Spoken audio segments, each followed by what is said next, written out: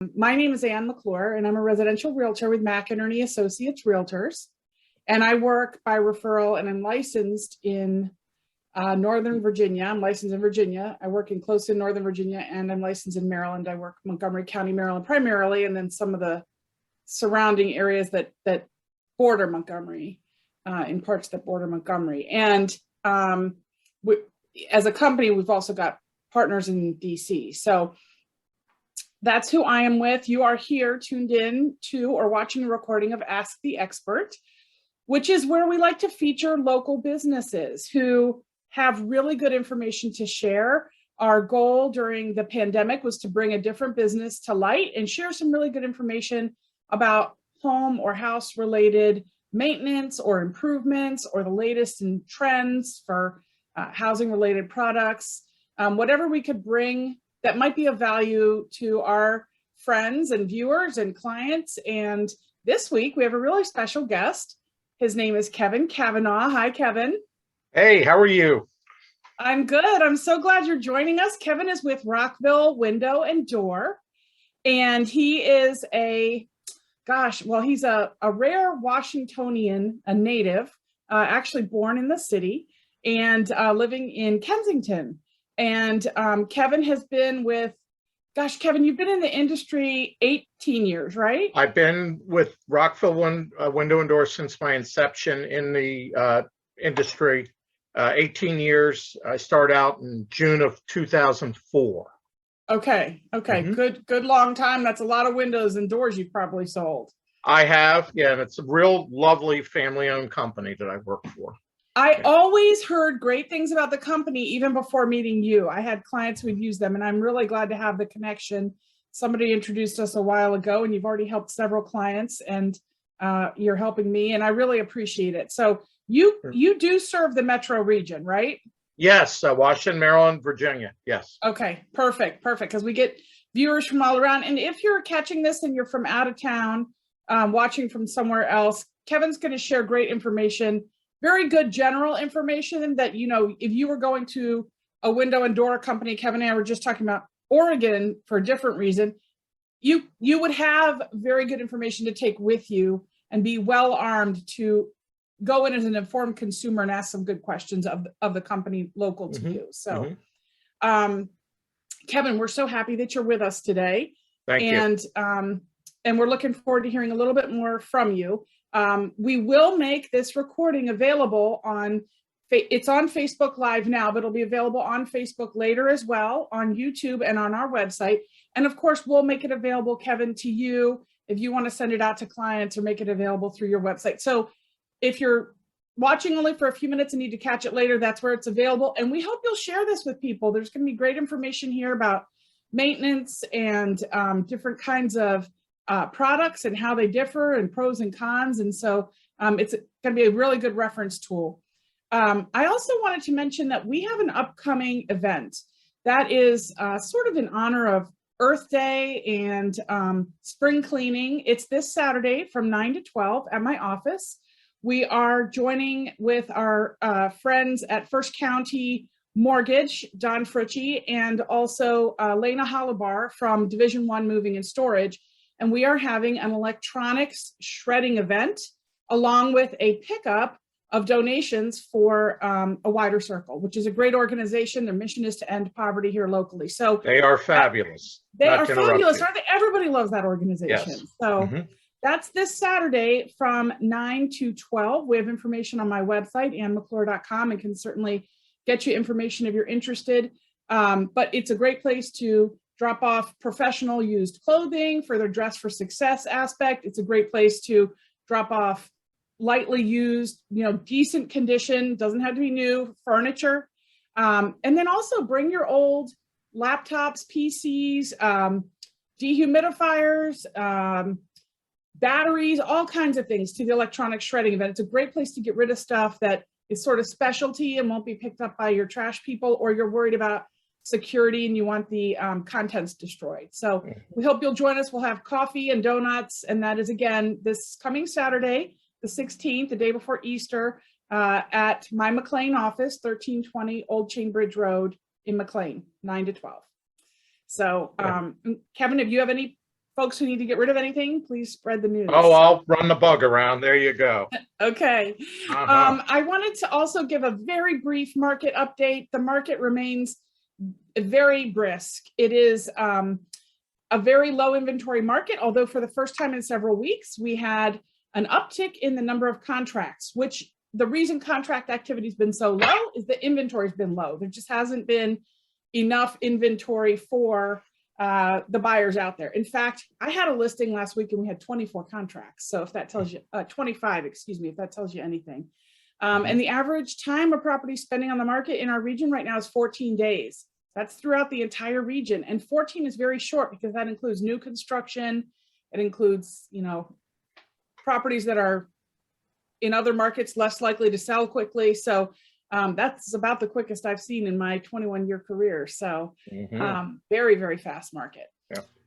And interest rates are rising, but there are still a lot of buyers who need homes. So if you're thinking of selling, it is a fantastic time to sell. And if you're thinking of buying, the forecasts are not that the rates are going to get better. So now is a good time to buy. Maybe not as good as it was a couple months ago, but still very good and forecast to be better than later this year. So that's what I've got by way of the market update. So I'm going to go ahead and scoot back. I was going to say scoot back. That's like we're in person. I'm like forgetting we're on Zoom here.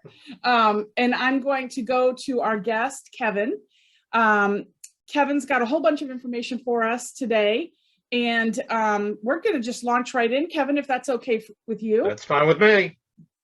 You know, Kevin, I recently renovated a house and windows, I get a lot of compliments by people walking by in the neighborhood saying, oh, the windows are so beautiful. And they do look nice. But to me, windows are not, you know, I grew up with an engineer father, and windows are certainly aesthetic, but they're also functional. And in their simplest form, they're a system of the house, but also very aesthetic system. It's not like people walk by and ooh and ah over how pretty your air conditioner is. But they do that over your windows, right? So what do you think outside of price someone should be thinking about, whether aesthetic or functional, about when they consider windows, consider purchasing or replacing windows? Well, the first thing is that you need to make a decision if you want to keep the existing aesthetics of the house. For example, if you have a casement window, which is a window that cranks outward, and want to retain that type of look, and you get the best ventilation with a casement window, because when you open it, you have the whole window open top to bottom and the air just diverts in. Versus a double hung, you open either the bottom sash slides up or the upper sash slides down. And that's your ventilation. You can open both sashes, but it doesn't give you a complete airflow. And then the other window option is a slider window that slides from left to right or right to left, depending upon what direction you want to open it in.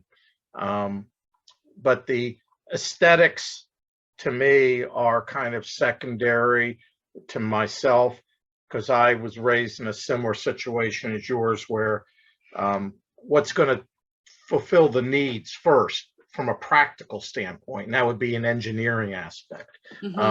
So that's the route on that. And let's face it, most Washingtonians don't open the windows in their house. Most, not saying all, maybe 98%, close their windows right around Memorial Day, and they don't get reopened until the first weeks of September, or sometimes in July if we have a reprieve from the oppressive heat.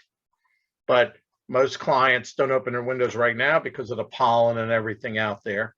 So that's where an aesthetic gets into there. And so my personal taste is not the same as my neighbors, but I like windows that are clean glass. But I also like windows that have grids between the glass and windows that are on the exterior to glass, because that gives it a different look.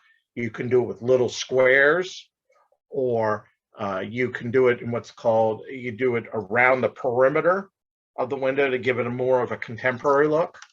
And those things are available to you. But the most important thing, go ahead. Oh, I'm sorry, real quick. Are you talking about, and I'm not up on the differences between my window terminology. Are those mullions that you're talking about? Well, the mullions, a lot of people call them mullions. We call it simulated divided light when it's on the outside. Okay. In the inside, we call them internal grids. Okay. What's Mullions between the just glass. an old word? No. It's probably correct terminology from a decorator standpoint and engineering standpoint. But what I have in front of me right now, I made sure I had it. I don't know if you can see it on your end. I can see it. There's 2 panes of glass in a typical window here, and internal grids go between the glass. Okay. Can you hold it just a little higher? Yep, sure. Yeah, perfect. That's perfect. Okay. And grids come in between there. And gas that's between the panes of glass is also in there. And that's an inert gas to enhance the density between the 2 panes of glass. Okay. In this geographical area, 2 panes of glass is just about all you'll ever need. We don't get cold enough long enough, and to the contrary, what some people think, we don't get hot enough long enough. But Gotcha. if you have a tremendous amount of sunlight, then you would do, it's called a low E coating. Think of your sunglasses, gradually adjusting. My wife has sunglasses that get darker depending upon the sunlight automatically. But the coating on the glass filters that sunlight, and that's called low E coating. And when you get double low E coating on both sides of the glass, that filters the sun more intensely, and it makes the windows slightly darker. But in all candor, if you have, like I have, southwestern exposure, that gives a good bang for the buck filtering the sun out. I was just going to ask, so like for folks who face south and west and they don't have tree cover, that's a good yeah, that's what I'm doing in my house. Yes. Mm-hmm. And is that the same thing that helps keep your like furniture or floors or whatever from discoloring? The coating that's on the glass.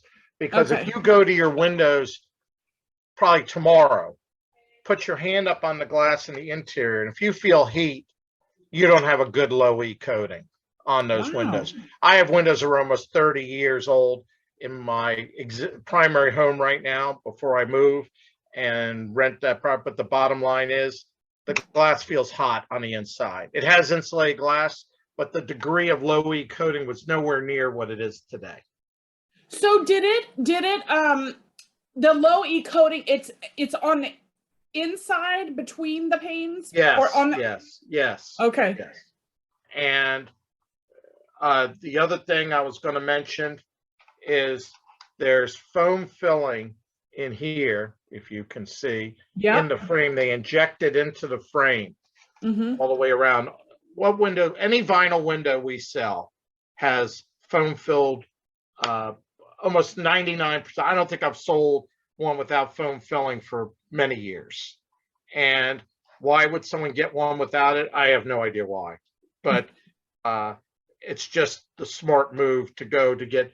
It's a complete system: insulated glass and foam filling in the frame.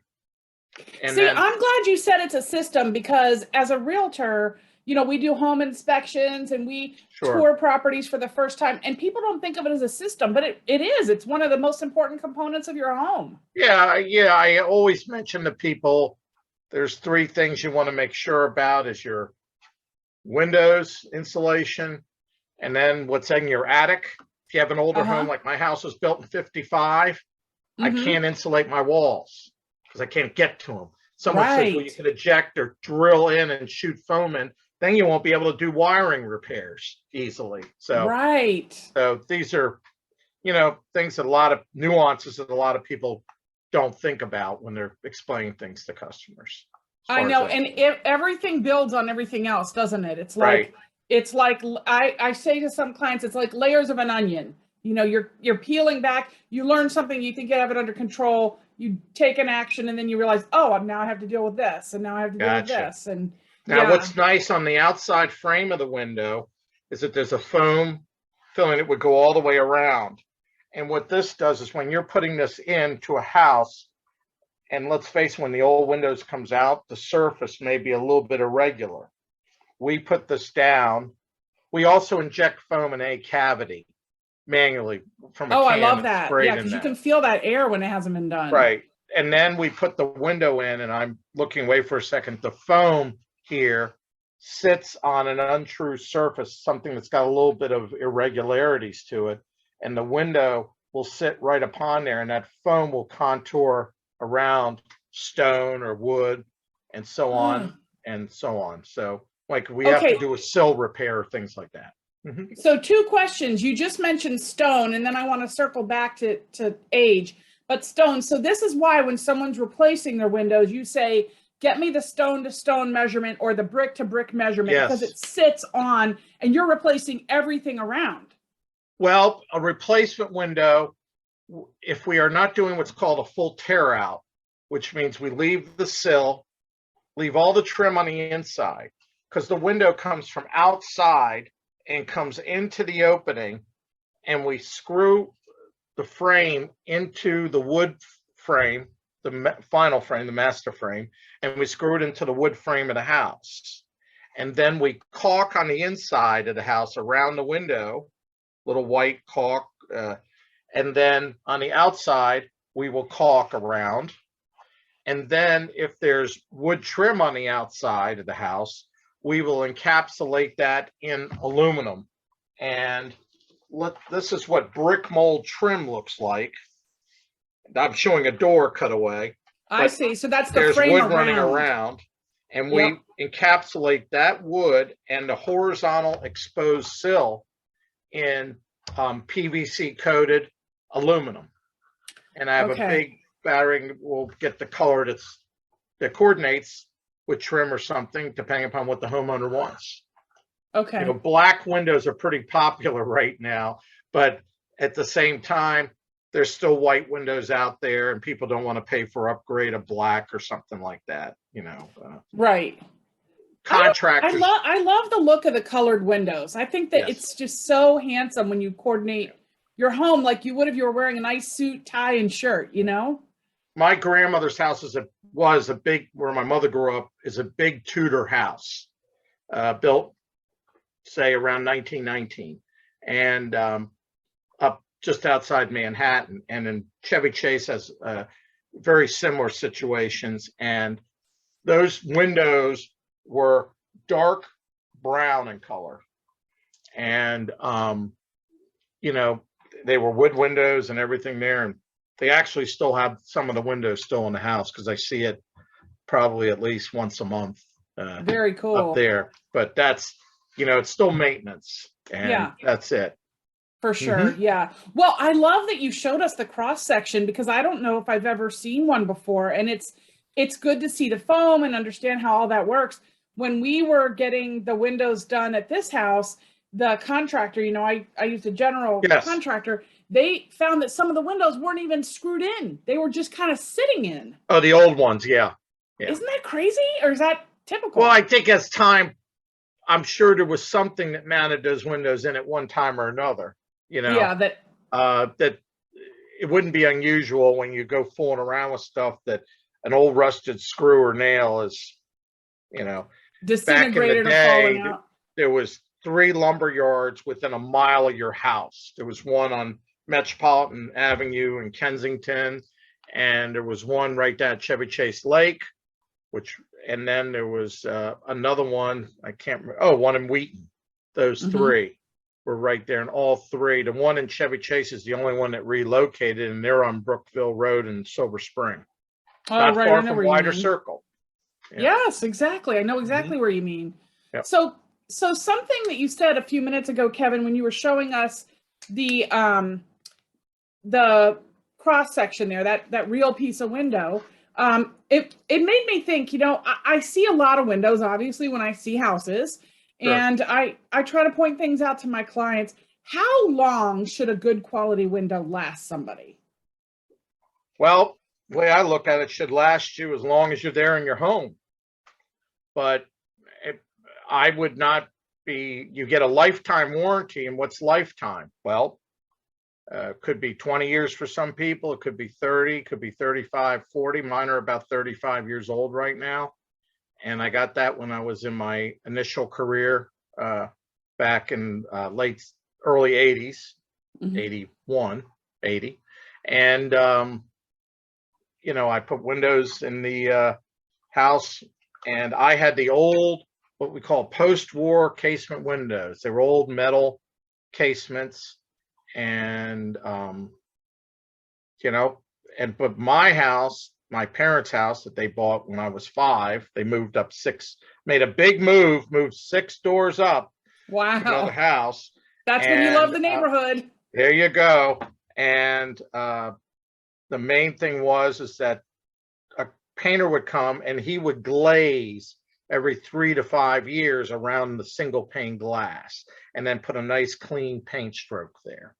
What does And the glazing do? Just make the keeps the edges? glass in place. That's okay. On That's what I thought. today, you don't have any glazing, you know, Right. you don't do anything. And the main thing is this, is that in cleaning and you don't paint the windows, you don't do anything to them other than wash them periodically.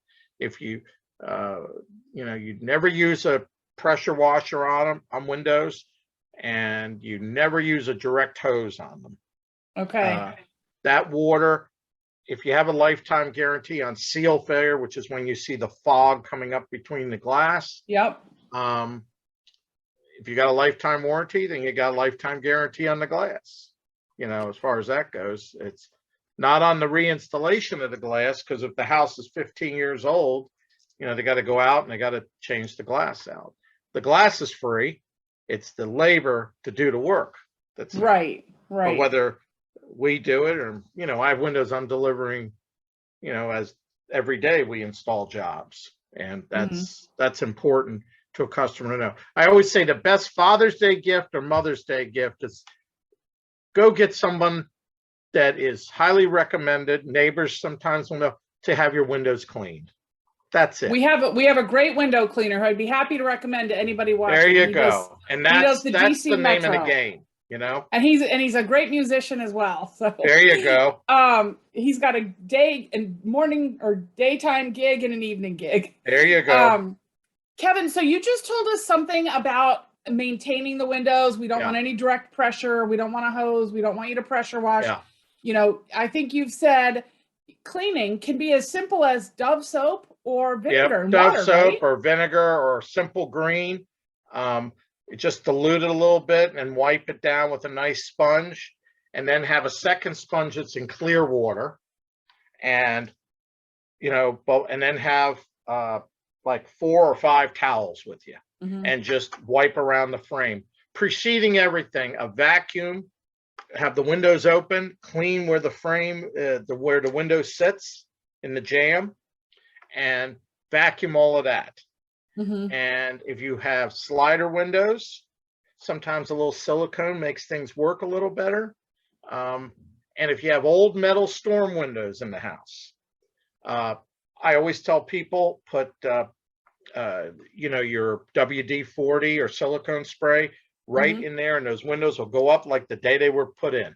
Oh, that's awesome. Yeah, 99% of the time. Yeah. You know, I learned a trick, Kevin, from sometimes we get these, I don't do this, but I see it. We get these cheap painters who come in, and they, you know, for a quick price to make something look good, they'll paint, and they'll paint the windows closed. And I learned from a home inspector. What's saving energy? Well, I guess that's true. There's always a silver lining, right? Yes. But I learned from a home inspector, a good trick is to use a pizza cutter. Yes. Because a razor blade can slide a little more, but the pizza cutter, you're not going to make those gouges in the wood because you'll stay more in the crack. That's I correct. thought that was a good tip. I have an X-Acto blade that I was always fascinated with when I was in grade school, because I watched the teachers would have the X-Acto blade to cut things for artwork and stuff. And what you just mentioned, I haven't used a pizza cutter, but I have used a different type of knife, but it's got great flexibility, and it just opens them up. You'd be surprised how many customers I go to and say, I'm here because I can't open my windows. Oh, so I isn't would that find sad? a misrepresentation to say that. I would say, when did this occur? I had the windows painted last fall, and this is like June or something like that. And I said, easy to do it. And then it's inevitable I'll hear from them in one way or another. Yeah. But it's, our philosophy at Rockville Window and Doors that we treat customers and we act with integrity. And at the same time, our customers reach out to us if there's a question. They don't want to say, and I'm not just endorsing us, but this is the way all salespeople should be. You should feel welcome. And if you're not welcome, just give them the stuff that they want to know and get in and then have them reach out to you. Follow up in a courteous manner and you should be good to go, whether it's a month from now or a year from now. I'm glad you said that, because sometimes I like to point out to clients, listen, you can go to the big box stores, and I don't want to pick on any of those. But you don't get the expertise. You don't get the help. You don't get if you have a problem, you don't get the return from somebody. I mean, there's a huge, huge difference in service, and a difference in service can mean a savings, because if you're properly educated and informed, you make better decisions for the long term. So we never go for what we call in any sales businesses the close. You explain the product, follow up kindly with a phone call and leave, or an email. I email quotes to customers. I was not the fastest to get on that train as emailing. I'm more personable, pick up the phone, hi, and so on. But there's many people that still like that trait. But at the same time, I email quotes as fast as I get them I'd like to say within 24 hours. I at least at the very minimum send people their quote for window and door, and that's it. And I let it be. And maybe I will tickle once in a while and just say, hi, how things going? That's it. I think that's important, being personable. Before we run out of time, I wanted to get to a couple of other items, doors. Sure. You showed us a door frame. And I think the name of the game lately is in energy efficiency. We certainly are seeing rising costs in energy.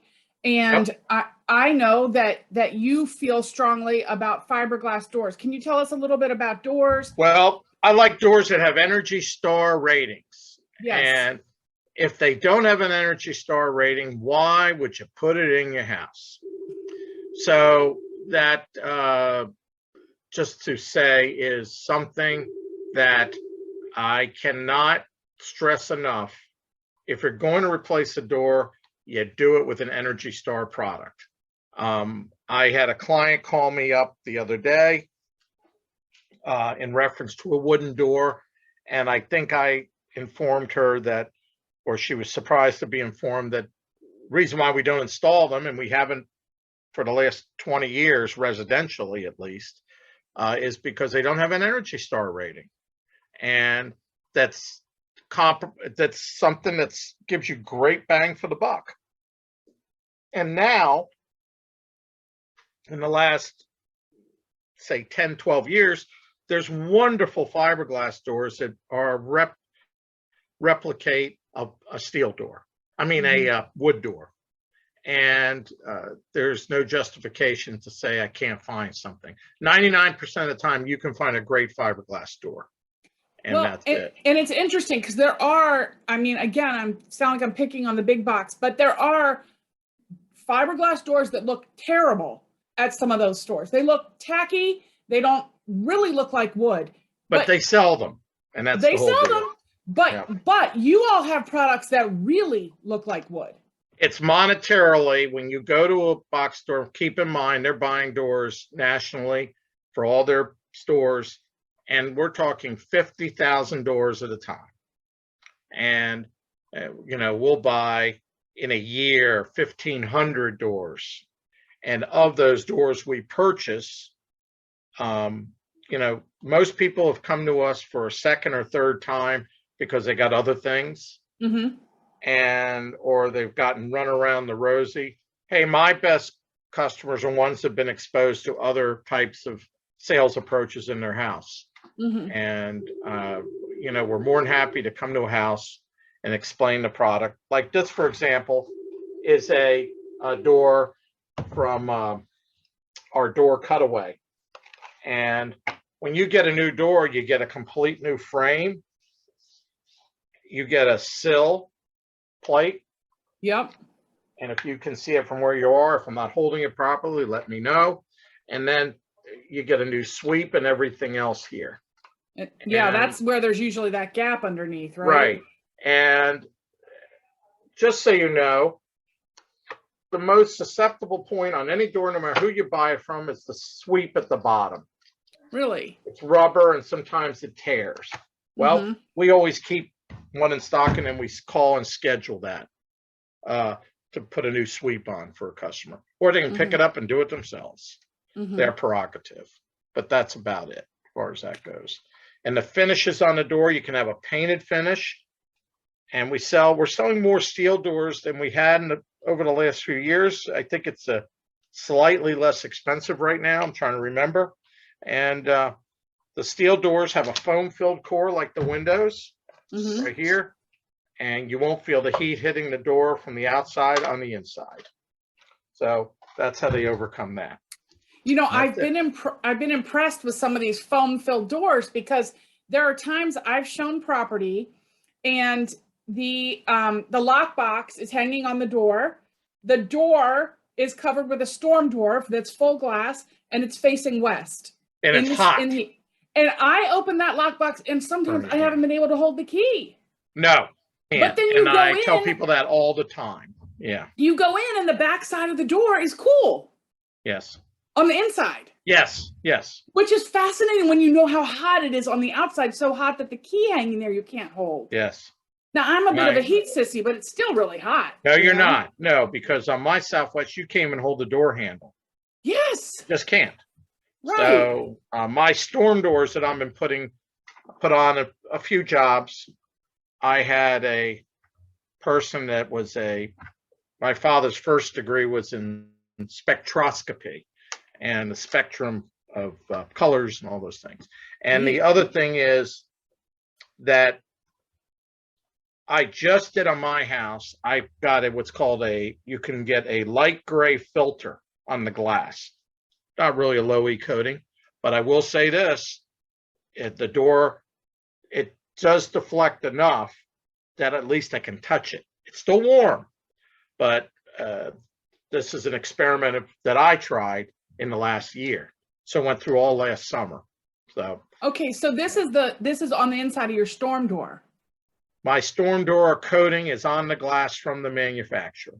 I don't know if it's on the outside piece or the inside piece. Right. It's okay. Right. Piece but of it's glass. on.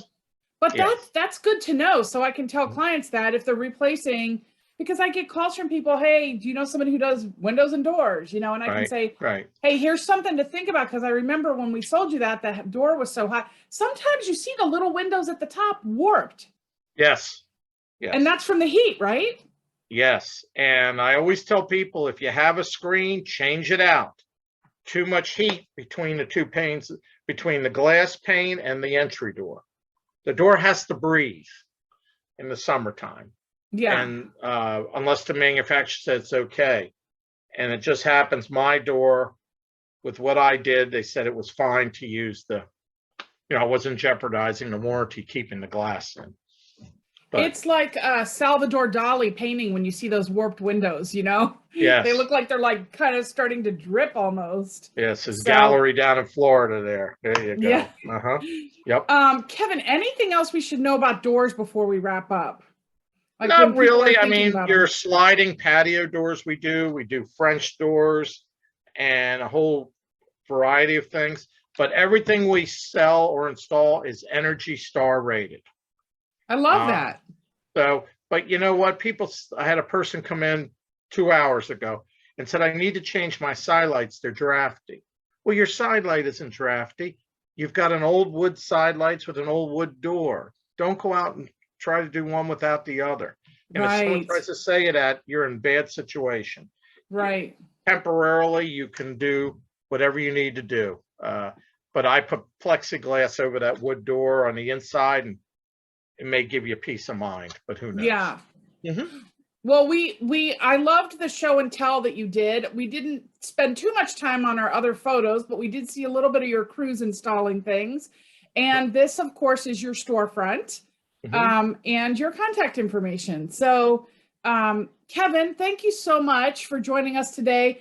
for those of you watching, if you want to get in touch with Kevin, you have questions about windows, doors, as we heard, sliders, French, storm, steel, fiberglass. If you want to weigh the pros and cons of your old wooden door, they're going to tell you Energy Star, but he's got really good information for you. So, and then roofing, siding, and gutters we do also. I forgot that you did that. Thank you for saying that. Yeah, that's okay. Kevin, thank you so much for joining us. Thank you for inviting me. I'm really it's just fabulous. Good. Well, I'm glad you were here, and we have your contact info. If anybody watching misplaces it, needs to get in touch, forgets where you saw something, please reach out. We'll always be happy to connect you with Kevin. Montgomery County resident, you can reach out to me anytime. Yes. Thank you, Kevin. And thank you for the work you've done with my clients thus far. It's really nice. And I'm looking forward to my new front door whenever I get that finalized. Get ready to bite the bullet. That's what I always say to people. That's right. Figure out what you're going to do. Everything in this world costs money, and you can't overindulge on everything at one time. Right. Okay. Yes. I have to pace it a little bit. I gotta go sell some more houses. So there you go. So swing the bat. That's what I always say. Got to hit that ball. You got to swing the bat to hit the ball. That's right. You got to get up to bat. So I wanted to say thanks again, Jennifer. Thank you for doing everything behind the scenes. We'll have another Ask the Expert in a couple of weeks. And everybody, thanks for joining us. Check us out on YouTube, on my website, or Facebook. Thanks again. Thank you. I appreciate it. We were happy to have you. Don't forget Saturday. Saturday's important for you. Saturday, exactly. Saturday, bring your electronics, recycling, bring your items for a wider circle. There you go. All right. Take care. Thanks. Bye-bye. Bye-bye.